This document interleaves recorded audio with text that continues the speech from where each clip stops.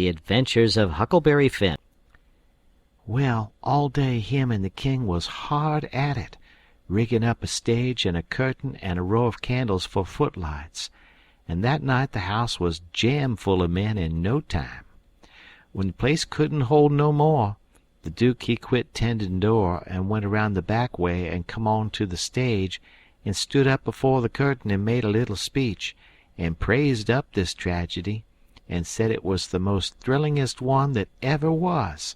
And so he went on a-bragging about the tragedy, and about Edmund Kane the elder, which was to play the main principal part in it, and at last when he got everybody's expectations up high enough, he rolled up the curtain, and the next minute the king come a-prancing out on all fours, naked, and he was painted all over, ring-streaked and striped, all sorts of colors, as splendid as a rainbow. But never mind the rest of his outfit. It was just wild, but it was awful funny. The people most killed themselves laughing, and when the king got done capering and capered off behind the scenes, they roared and clapped and stormed and haw-hawed till he come out and done it over again, and after that they made him do it another time. Well, it would make a cow laugh to see the shines that old idiot cut. Then the Duke he lets the curtain down and bows to the people, and says the great tragedy will be performed only 2 nights more on account of pressing London engagements, where the seats is all sold already for it in Drury Lane, and then he makes them another bow, and says if he has succeeded in pleasing them and instructing them, he will be deeply obliged if they will mention it to their friends and get them to come and see it.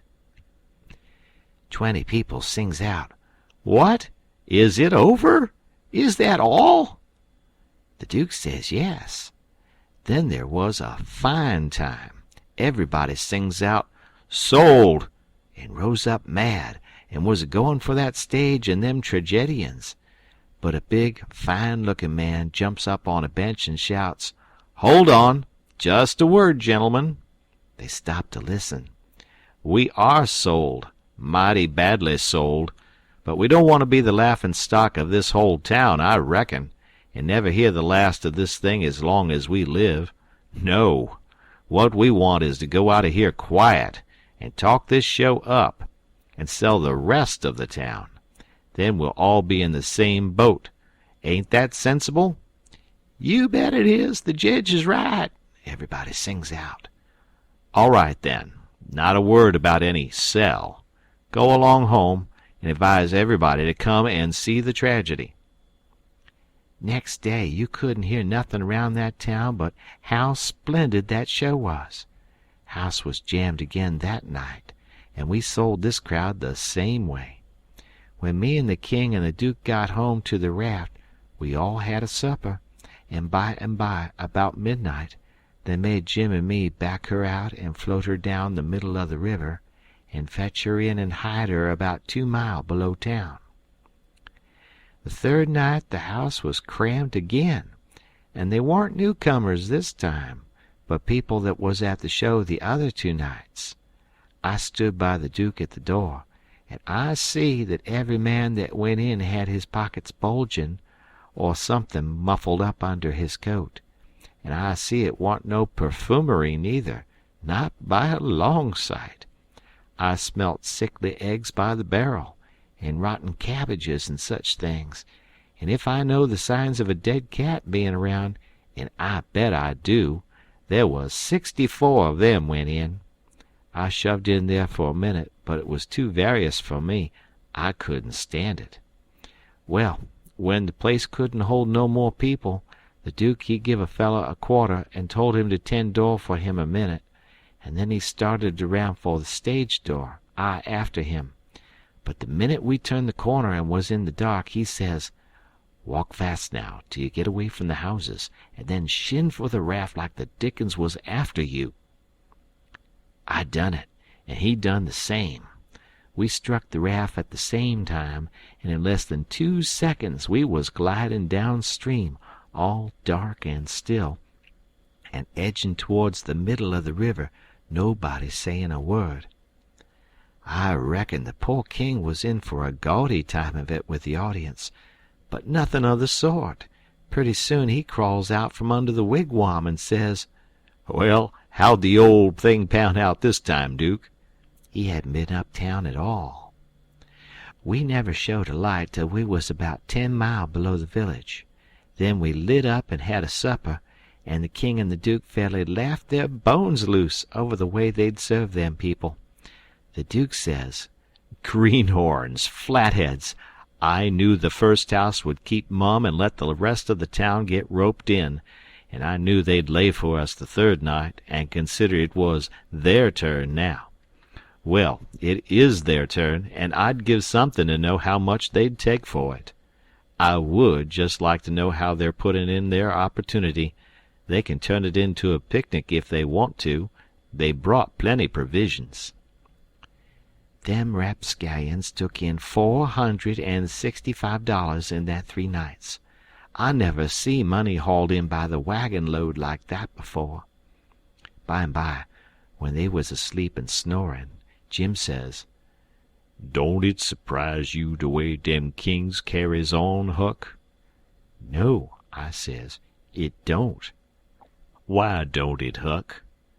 "Well, it don't, because it's in the breed. I reckon they're all alike." "But, Huck, these kings of ourn is regular rapscallions. That's jest what they is. They's regular rapscallions." "Well, that's what I'm a-sayin'. All kings is mostly rapscallions as fur as I can make out." "Is that so?" "You read about them once, you'll see. Look at Henry VIII. This'n's a Sunday school superintendent to him. And look at Charles II, and Louis XIV, and Louis XV, and James II, and Edward II, and Richard III, and 40 more, besides all them Saxon heptarchies that used to rip around so in old times and raise Cain. My, you ought to seen old Henry VIII when he was in bloom. He was a blossom.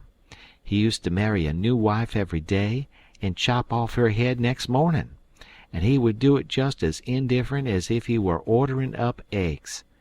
'Fetch up Nell Gwynn,' he says. They fetch her up. Next morning, 'Chop off her head,' and they chop it off.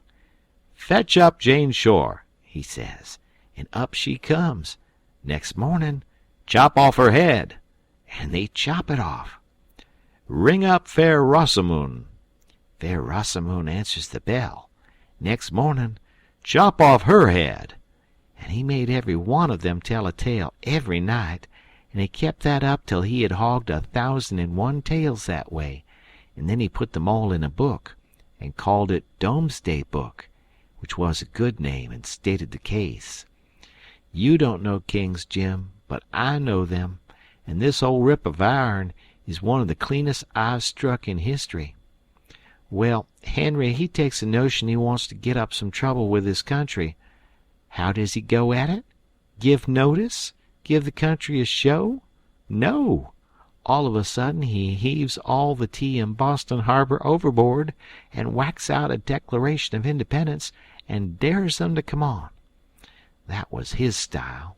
He never give anybody a chance. He had suspicions of his father, the Duke of Wellington.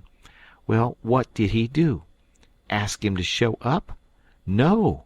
Drownded him in a butt of Mamsie, like a cat. Suppose people left money laying around where he was. What did he do? He collared it. Suppose he contracted to do a thing, and you paid him, and didn't set down there and see that he done it. What did he do? He always done the other thing. Suppose he opened his mouth. What then? If he didn't shut it up powerful quick, he'd lose a lie every time.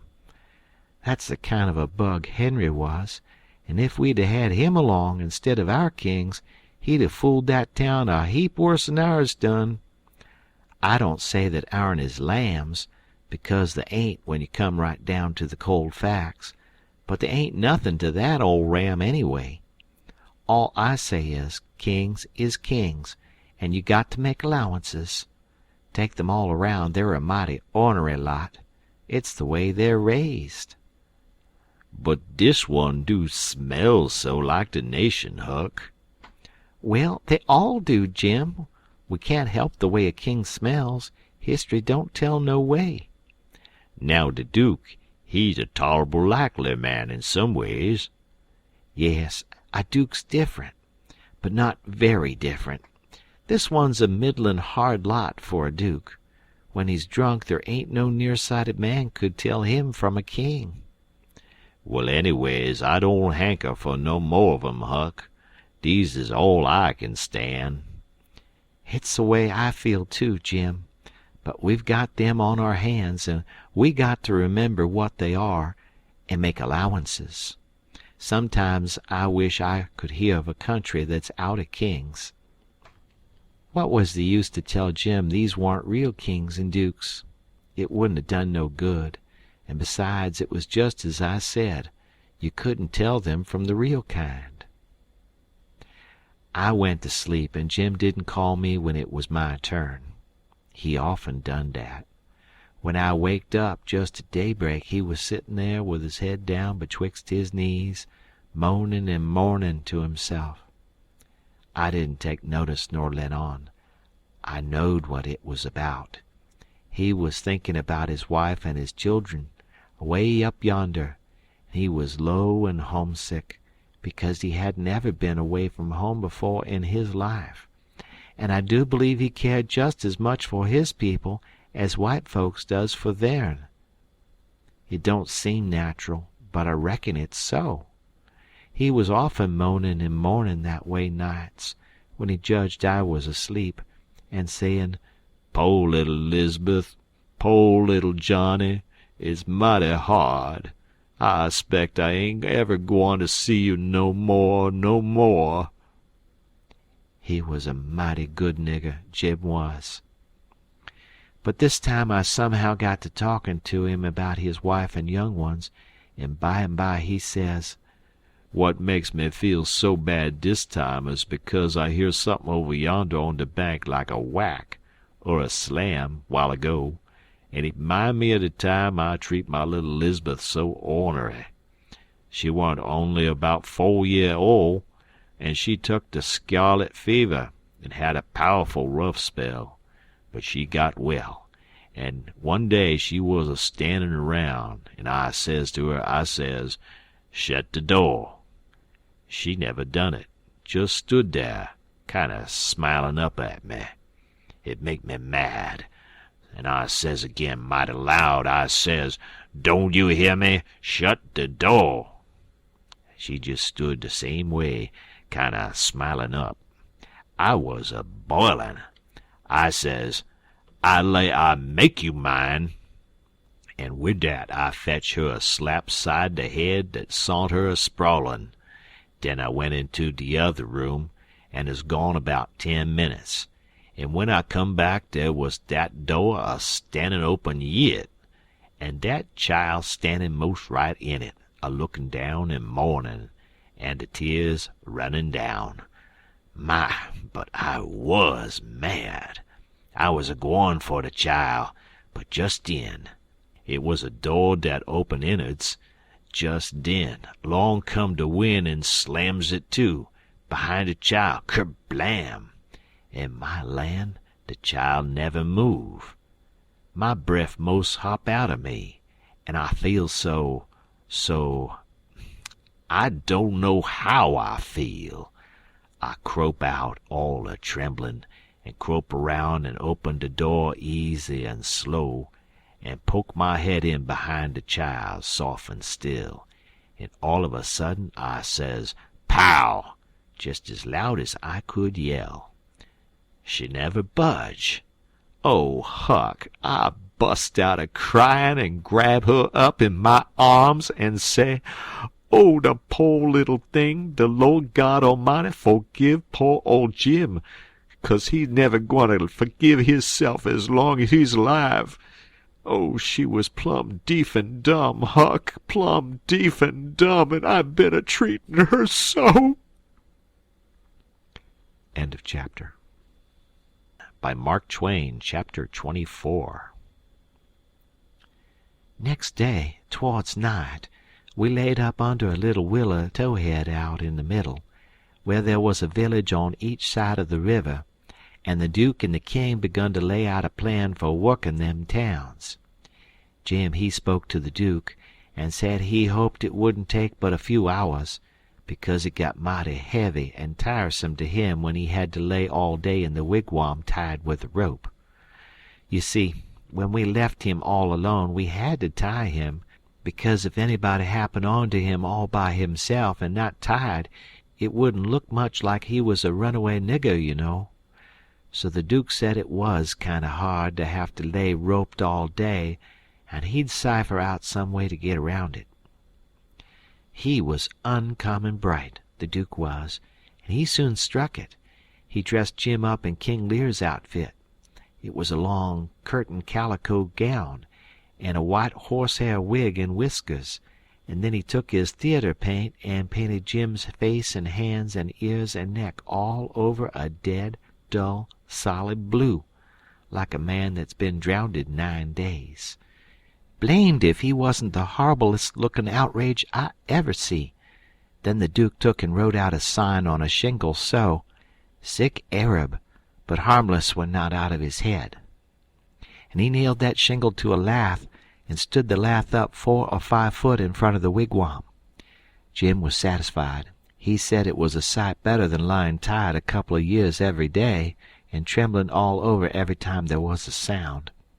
The Duke told him to make himself free and easy, and if anybody ever come meddling around, he must hop out of the wigwam and carry on a little, and fetch a howl or two like a wild beast, and he reckoned they would light out and leave him alone, which was sound enough judgment. But you take the average man, and he wouldn't wait for him to howl. Why, he didn't only look like he was dead, he looked considerable more than that. These rapscallions wanted to try the Nonsuch again, because there was so much money in it, but they judged it wouldn't be safe, because maybe the news might have worked along down by this time. They couldn't hit no project that suited exactly, so at last the Duke said he reckoned he'd lay off and work his brains an hour or two and see if he couldn't put up something on the Arkansas village. And the King he allowed he would drop over to the other village without any plan, but just trust in Providence to lead him the profitable way, meaning the devil, I reckon. We had all bought store clothes where we stopped last, and now the King put his'n on, and he told me to put mine on. I done it, of course. The King's duds was all black, and he did look real swell and starchy. I never knowed how clothes could change a body before. Why, before, he looked like the orneryest old rip that ever was, but now, when he'd take off his new white beaver and make a bow and do a smile, he looked that grand and good and pious that you'd say he had walked right out of the ark, and maybe was old Leviticus himself. Jim cleaned up the canoe, and I got my paddle ready. There was a big steamboat layin' over the shore way up under the point, about 3 mile above the town. Been there a couple of hours takin' on freight. Says the King, "Seein' how I'm dressed, I reckon maybe I better arrive down from St. Louis or Cincinnati or some other big place. Go for the steamboat, Huckleberry. We'll come down to the village on her." I didn't have to be ordered twice to go and take a steamboat ride. I fetched the shore a half a mile above the village, and then went scooting along the bluff bank in the easy water. Pretty soon we come to a nice, innocent-looking young country Jake sitting on a log swabbing the sweat off of his face, for it was powerful warm weather, and he had a couple of big carpet-bags by him. "Run her nose in shore," says the King. I done it. "Where you bound for, young man?" "For the steamboat going to Orleans." "Get aboard," says the King.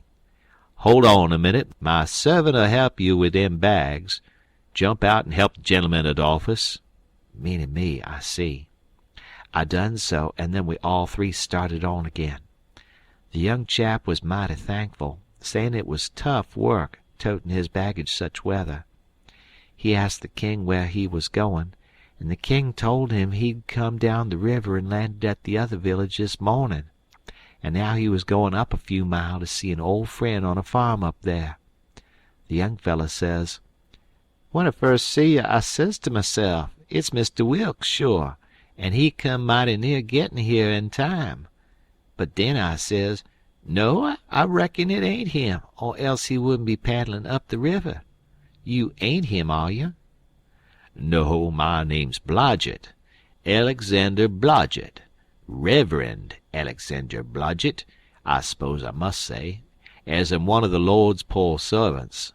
But still I'd just as able to be sorry for Mr. Wilks for not arriving in time, all the same, if he's missed anything by it, which I hope he hasn't.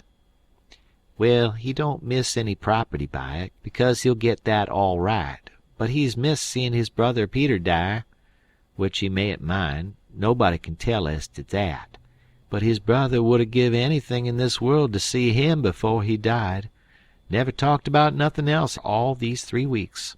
Hadn't seen him since they was boys together, and hadn't ever seen his brother William at all. That's the deef and dumb one. William ain't more than 30 or 35. Peter and George were the only ones that come out here. George was the married brother. Him and his wife both died last year. Harvey and William's the only ones that's left now, and, as I was sayin', they haven't got here in time. Did anybody send him word? Oh, yes, about a month or 2 ago, when Peter was first took.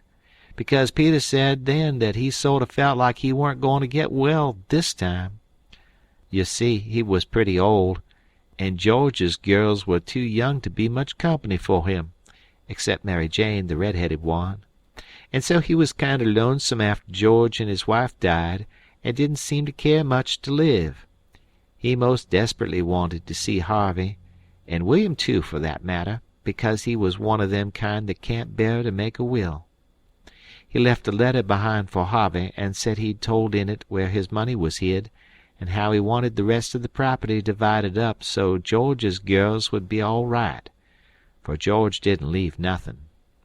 And that letter was all they could get him to put a pen to. Why do you reckon Harvey don't come? Where does he live? Oh, he lives in England, Sheffield, preaches there. Hasn't ever been in this country. He hadn't had any too much time. And besides, he mightn't have got the letter at all, you know. Too bad he couldn't have lived to see his brothers, poor soul. You going to Orleans, you say? Yes, but that ain't only a part of it.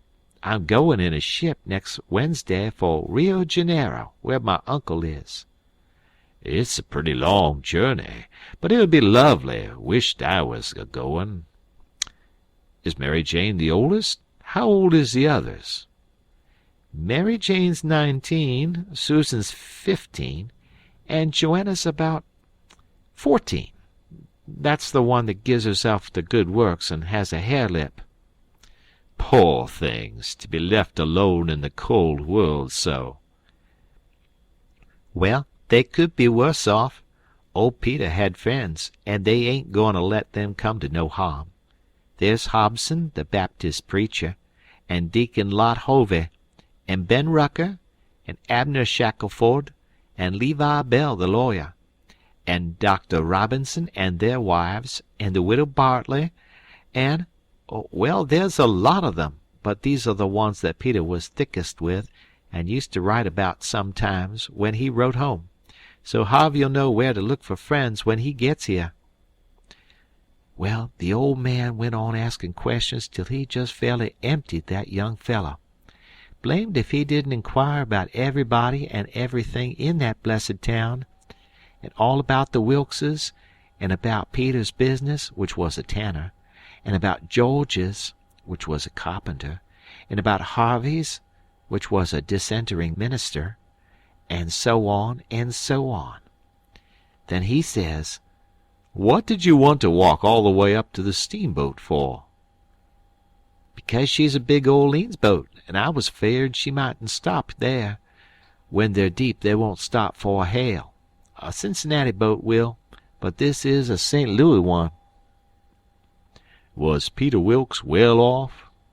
Oh, yes, pretty well off. He had houses and land, and it's reckoned he left 3 or 4 thousand in cash hid up somewheres. When did you say he died? I didn't say, but it was last night. Funeral tomorrow, likely. Yes, about the middle of the day. Well, it's all terrible sad, but we've all got to go one time or another. So what we want to do is to be prepared. Then we're all right. Yes, sir, it's the best way. Ma used to always say that. When we struck the boat, she was about done loading, and pretty soon she got off. The king never said nothing about going aboard, so I lost my ride after all.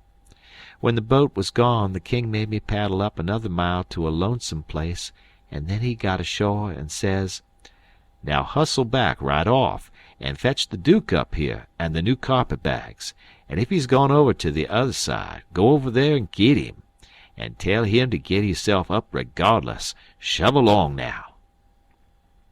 I could see what he was up to, but I never said nothing, of course.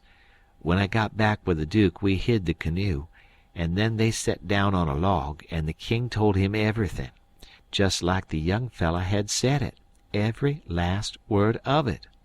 And all the time he was a-doing it, he tried to talk like an Englishman, and he done it pretty well, too, for a slouch.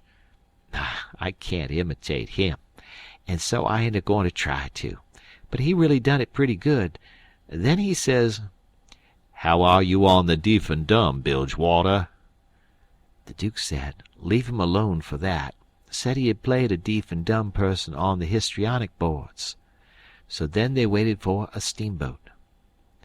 About the middle of the afternoon a couple of little boats come along, but they didn't come from high enough up the river. But at last there was a big one, and they hailed her. She sent out her yawl, and we went aboard, and she was from Cincinnati, and when they found we only wanted to go 4 or 5 mile, they was booming mad, and gave us a cussin', and said they wouldn't land us. But the king was calm. He says, "If gentlemen can afford to pay $1 a mile apiece to be took on and put off in a yawl, a steamboat can afford to carry 'em, can't it?" So they softened down and said it was all right, and when we got to the village they yawled us ashore. About 2 dozen men flocked down when they see the yawl a-comin', and when the king says, "Can any of you gentlemen tell me where Mr. Peter Wilks lives?" they give a glance at one another and nodded their heads as much as to say, "What did I tell you?" Then one of them says, kind of soft and gentle, "I'm sorry, sir, but the best we can do is to tell you where he did live yesterday evening." Sudden as winking, the ornery old creature went on to smash, and fell up against the man, and put his chin on his shoulder, and cried down his back, and says, "Alas, alas, our poor brother, gone, and we never got to see him. Oh, it's too hard." Then he turns around blubbering, and makes a lot of idiotic signs to the Duke on his hands, and blamed if he didn't drop a carpet-bag and bust out a-crying. If they warn't the beatin'est lot, them 2 frauds, that ever I struck. Well, the men gathered round and sympathized with them, and said all sorts of kind things to them, and carried their carpet-bags up the hill for them, and let them lean on them and cry, and told the king all about his brother's last moments, and the king he told it all over again on his hands to the Duke, and both of them took on about that dead tanner like they'd lost the 12 disciples. Well, if ever I struck anything like it, I'm a nigger. It was enough to make a body ashamed of the human race. End of chapter. Chapter 25. The news was all over town in 2 minutes, and you could see the people tearing down on the run from every which way, some of them putting on their coats as they come. Pretty soon we was in the middle of a crowd, and the noise of the tramping was like a soldier march. The windows and dooryards was full, and every minute somebody would say over a fence, Is it them?" And somebody trotting along with the gang would answer back and say, "You bet it is." When we got to the house, the street in front of it was packed, and the 3 girls was standing in the door. Mary Jane was red-headed, but that don't make no difference. She was most awful beautiful, and her face and her eyes were all lit up like glory. She was so glad her uncles was come. The king he spread his arms, and Mary Jane she jumped for them, and the hare-lip jumped for the duke, and there they had it. Everybody most, leastways women, cried for joy to see them meet again at last and have such good times. Then the king he hunched the duke private. I see him do it, and then he looked around and see the coffin over in the corner on 2 chairs. So then him and the duke, with a hand across each other's shoulder, and t'other hand to the eyes, walked slow and solemn over there, everybody dropping back to give them room, and all the talk and noise stopping, people saying "shh," and all the men taking their hats off and drooping their heads, so you could have heard a pin fall. And when they got there, they bent over and looked in the coffin and took one sight, and then they bust out a-crying so you could have heard them to Orleans most. And then they put the arms around each other's necks and hung their chins over each other's shoulders. And then for 3 minutes, or maybe 4, I never seen 2 men leak the way they done. And mind you, everybody was doing the same, and the place was that damp I never see anything like it. Then one of them got on one side of the coffin, and the other on the other side, and they kneeled down and rested their foreheads on the coffin, and let on to pray all to themselves. Well, when it come to that, it worked the crowd like you never see anything like it, and everybody broke down and went to sobbing right out loud. The poor girls, too, and every woman, nearly, went up to the girls, without saying a word, and kissed them solemn on the forehead, and then put their hand on their head and looked up towards the sky with the tears running down, and then busted out and went off sobbing and swabbing, and give the next woman a show. I never see anything so disgusting.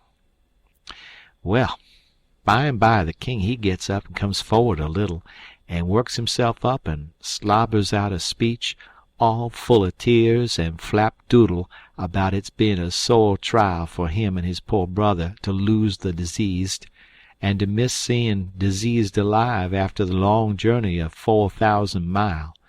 But it's a trial that's sweetened and sanctified to us by this dear sympathy and these holy tears, and so he thanks them out of his heart and out of his brother's heart, because out of their mouths they can't, words being too weak and cold, and all that sort of rot and slush, till it was just sickening.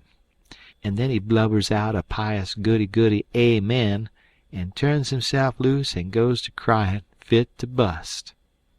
And the minute the words were out of his mouth, somebody over in the crowd struck up the doxologer, and everybody joined in with all their might, and it just warmed you up and made you feel as good as church letting out. Music is a good thing, and after all that soul butter and hogwash I never see it freshen up things so, and sound so honest and bully. Then the king begins to work his jaw again, and says how him and his nieces would be glad if a few of the main principal friends of the family would take supper here with them this evening, and help set up with the ashes of the diseased, and says if his poor brother layin' yonder could speak, he knows who he would name, for they was names that was very dear to him, and mentioned often in his letters, and so he will name the same, to wit, as follows, viz., Reverend Mr. Hobson, and Deacon Lot Hovey, and Mr. Ben Rucker, and Abner Shackleford, and Levi Bell, and Dr. Robinson, and their wives, and the widow Bartley. Reverend Hobson and Dr. Robinson was down to the end of the town a-hunting together. That is, I mean the doctor was shipping a sick man to the other world, and the preacher was p'inting him right. Lawyer Bell was away up to Louisville on business. But the rest was on hand, and so they all come and shook hands with the king, and thanked him and talked to him, and then they shook hands with the duke and didn't say nothin', but just kept a smilin' and bobbing their heads like a passel of sapheads, while he made all sorts of signs with his hands and said, "Goo, goo, goo, goo, goo," all the time like a baby that can't talk.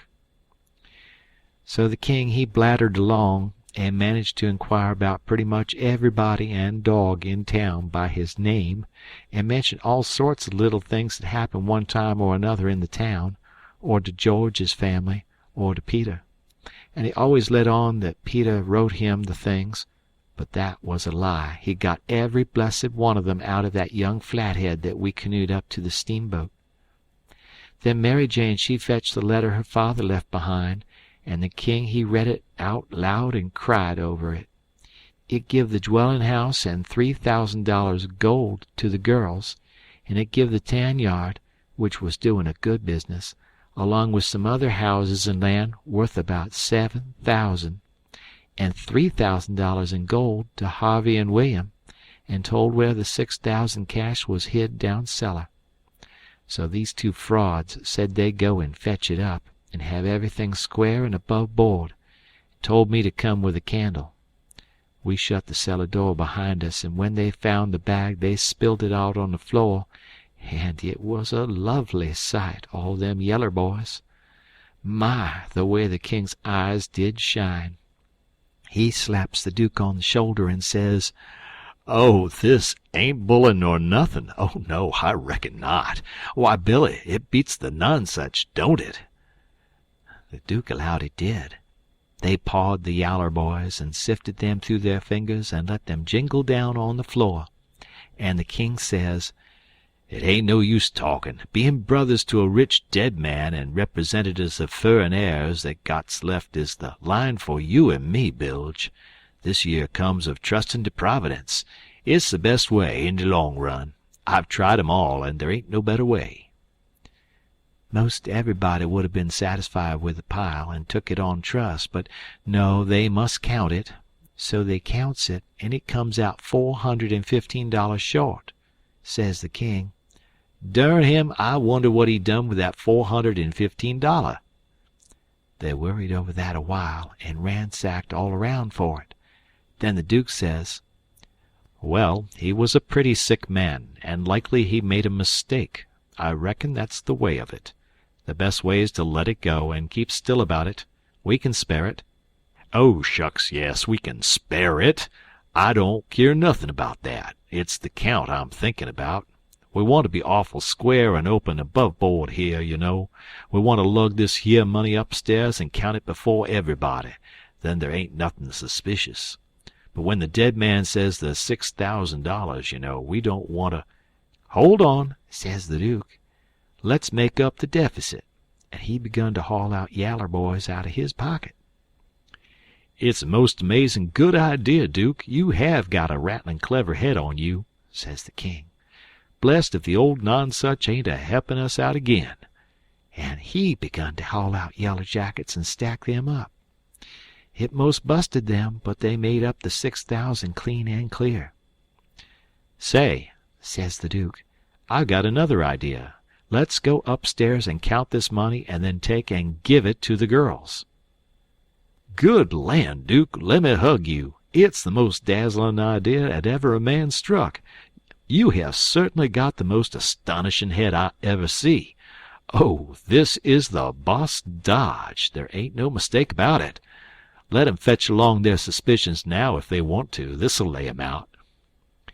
When we got upstairs, everybody gathered around the table, and the king he counted it and stacked it up, $300 in a pile, 20 elegant little piles.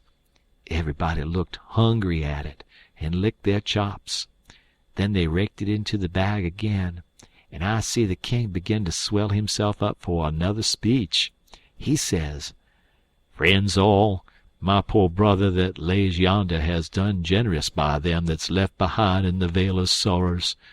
He has done generous by these yer poor little lambs that he loved and sheltered, and that's left fatherless and motherless.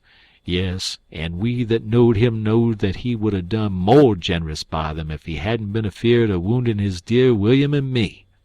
Now, wouldn't he? There ain't no question about it in my mind. Well, then, what kind of brothers would it be that'd stand in his way at such a time? And what kind of uncles would it be that'd rob such poor sweet lambs as these that he loves so at such a time? If I know William, and I think I do, well, I'll just ask him." He turns around and begins to make a lot of signs to the Duke with his hands, and the Duke he looks at him stupid and leather-headed a while. Then all of a sudden he seems to catch his meaning, and jumps for the king, goo-gooing with all his might for joy, and hugs him about 15 times before he lets up. Then the king says, "I knowed it. I reckon that'd convince anybody the way he feels about it. Here, Mary Jane, Susan, Joanna, take the money. Take it all. It's the gift to him that lays yonder, cold but joyful." Mary Jane, she went for him. Susan and the hare-lip went for the Duke, and then such another hugging and kissing I never see yet. And everybody crowded up with the tears in their eyes and most shook the hands off of them frauds, saying all the time, "You dear good souls, how lovely! How could you?" Well, then, pretty soon all hands got to talking about the diseased again, and how good he was, and what a loss he was, and all that. And before long a big iron-jawed man worked himself in there from outside, and stood a-listening and looking, and not saying anything, and nobody saying anything to him either, because the king was talking, and they was all busy listening. The king was saying, in the middle of something he'd started in on, "They bein' particular friends of the diseased. That's why they're invited here this evening. But tomorrow we want all to come, everybody, for he respected everybody, he liked everybody, and so it's fitting that his funeral orgies should be public." And so he went a-mooning on and on, liking to hear himself talk. And every little while he fetched in his funeral orgies again, till the Duke he couldn't stand it no more, and he writes on a little scrap of paper, "Obsequies, you old fool," and folds it up, and goes to goo-gooing and reaching it over people's heads to him. The king he reads it and puts it in his pocket and says, "Poor William, afflicted as he is, his heart's always right. Asked me to invite everybody to come to the funeral. Wants me to make 'em all welcome. But he needn't have worried. It was just what I was at." Then he weaves along again, perfectly calm, and goes to dropping in his funeral orgies again every now and then, just like he done before. And when he done it the third time, he says, "I say orgies, not because it's the common term, because it ain't, obsequies being the common term, but because orgies is the right term. Obsequies ain't used in England no more now. It's gone out. We say orgies now in England. Orgies is better, because it means the thing you're after more exact. It's a word that's made up out of the Greek orgo, outside, open, abroad, and the Hebrew jesum, to plant, cover up, hence inter. So you see, funeral orgies as an open or public funeral." He was the worst I ever struck. Well, the iron-jawed man he laughed right in his face. Everybody was shocked. Everybody says, "Why, doctor!" And Abner Shackelford says, "Why, Robinson, hain't you heard the news? This is Harvey Wilkes." The king he smiled eager, shoved out his flapper, and says, "Is it my poor brother's dear good friend and physician?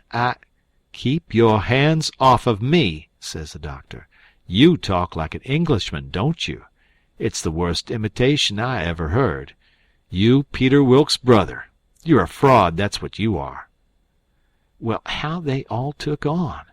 They crowded round the doctor and tried to quiet him down, and tried to explain to him and tell him how Harvey had showed in 40 ways that he was Harvey, and knowed everybody by name, and the names of the very dogs, and begged him not to hurt Harvey's feelings and the poor girl's feelings and all that.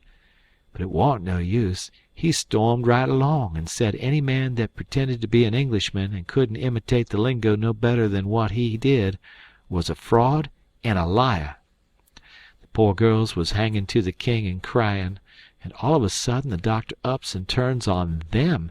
He says, "I was your father's friend, and I'm your friend, and I warn you as a friend, and an honest one that wants to protect you and keep you out of harm and trouble, to turn your backs on that scoundrel and have nothing to do with him. The ignorant tramp, with his idiotic Greek and Hebrew, as he calls it. He is the thinnest kind of an impostor, has come here with a lot of empty names and facts which he picked up somewheres, and you take them for proofs, and are helped to fool yourselves by these foolish friends here, who ought to know better. Mary Jane Wilkes, you know me for your friend, and for your unselfish friend, too. Now listen to me. Turn this pitiful rascal out. I beg you to do it. Will you?" Mary Jane straightened herself up, and my, but she was handsome. She says, "Here is my answer." She hove up the bag of money and put it in the king's hands, and says, "Take this $6,000 and invest it for me and my sisters any way you want to, and don't give us no receipt for it." Then she put her arm around the king on one side, and Susan and the hare-lip done the same on the other. Everybody clapped their hands and stomped on the floor like a perfect storm, whilst the king held up his head and smiled proud. The doctor says, "All right, I wash my hands of the matter, but I warn you all that a time's comin' when you're going to feel sick whenever you think of this day." And away he went. "All right, doctor," says the king, kind of mocking him. "We'll try and get 'em to send for you," which made 'em all laugh, and they said it was a prime good hit. End of chapter.